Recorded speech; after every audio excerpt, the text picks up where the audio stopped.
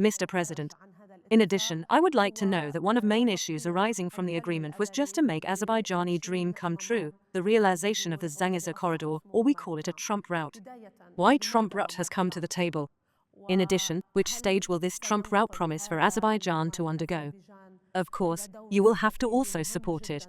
Will this corridor play an important strategic role between Azerbaijan and Europe?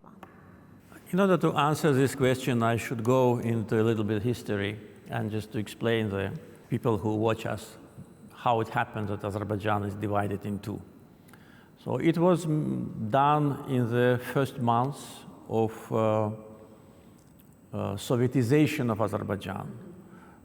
When Russian Empire collapsed in 1917, Azerbaijan established Azerbaijan Democratic Republic.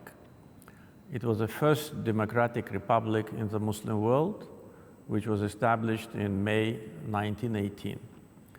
And it lived until April 1920, when Russian army invaded Azerbaijan and occupied it. The Bolsheviks, which made a revolution in 1917, they lied to people because their slogans were factories to workers, land to farmers, freedom to peoples.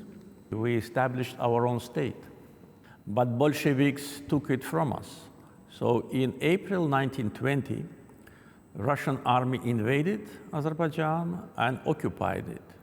In November 1920, just several months after that, Soviet Russian government decided to take Zangezur, we call it Western Zangezur, from Azerbaijan and to give it to Armenia. And that's how Azerbaijan became divided in two, mainland and Nakhchivan. And Western Zangezur was just in between. During the Soviet times, it was not a problem because there were no borders and there was no wars.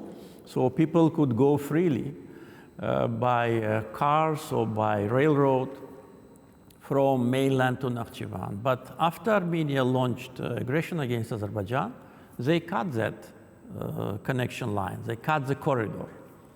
And today, in order to get to Nakhchivan, we have either to fly there or to go by buses or by car through the territory of Iran, or even longer route to go through the territory of Georgia, Turkey, and then enter Nakhchivan.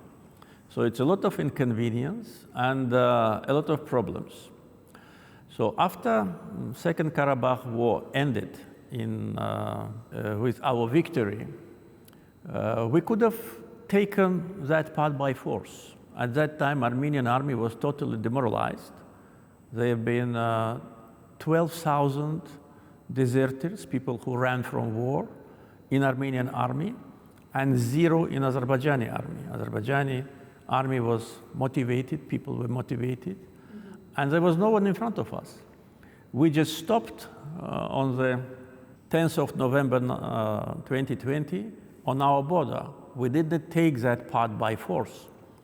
But we told Armenia that they cannot block us from communications with Nakhchivan. So for almost 5 years, we've been negotiating with them about these connectivity lines. In the meantime, we started to build railroad towards Armenian border to connect it with Nakhchivan, and started to build highways. Highway project probably will be ready next year, as well as a railroad. But during these almost 5 years of negotiations, Armenia was not demonstrating constructive approach with respect to our demands or legitimate requests. So when President Trump and his team started to be involved in the process and wanted to facilitate, so our message to them was, without Zangezur corridor being operational and being safe so that Azerbaijani citizens can go safely this 40 plus kilometers route, there must be strong security guarantees. There must be international security guarantees. So only security guarantees from Armenia will not be enough. So Trump's administration accepted this legitimate concern with a proper attitude, and that's how it turned into TRIP, Trump Route for International Peace and Prosperity. So now when President Trump gave his name to Zangezur corridor, I'm sure that it will materialize very soon. From point of building the physical infrastructure, I mean the railroad, it should not take a long time because it's only 42 kilometers. If we were to build it, we would have done it in 1 year. Maybe for Armenia, it will need some more years because we have more experience in building railroads. By American investors? It is not yet decided, but yes, it is possible to be done by American investors. Actually, for us, it doesn't matter. For us, important is that it is built. And important is that there is international security guarantees. In other words, when Azerbaijanis travel from Nakhchivan to mainland and backwards, they should not feel discomfort. They should not be afraid of their security, taking into account the long-lasting standoff and the hostility. So now I think it is very close to be implemented, and it's now for Armenia to do their part of the job. As far as we're concerned, again, I'd like to say that all infrastructure to connect two parts of Azerbaijan on our territory is now being implemented. But it's not only about connection to parts of Azerbaijan, it's about building a new transportation line. Today, the Middle Corridor, one of its branches, which goes across the Caspian from Asia, goes from Azerbaijan to Georgia, to Turkey, and then to Europe, and also to Georgian seaports. This is the only way how to connect Asia with Europe through Azerbaijan. So Zangezur corridor or TRIP will give alternative. So the second corridor will go through the territory of Armenia. And this is a benefit to Armenia. And I was trying to deliver this message to my Armenian colleagues that they will eventually become a transit country.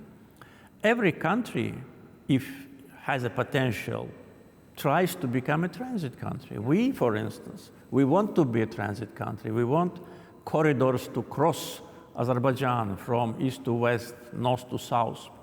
Armenia, because of occupation, was deprived from that. There is no transit going across the country. So with Zangezur corridor, Armenia will get transit fees from transportation, and taking into account that the volumes of cargoes from Asia to Europe through Azerbaijan is growing year after year, I'm sure that the Zangezur corridor will be important transportation link which will connect the continents.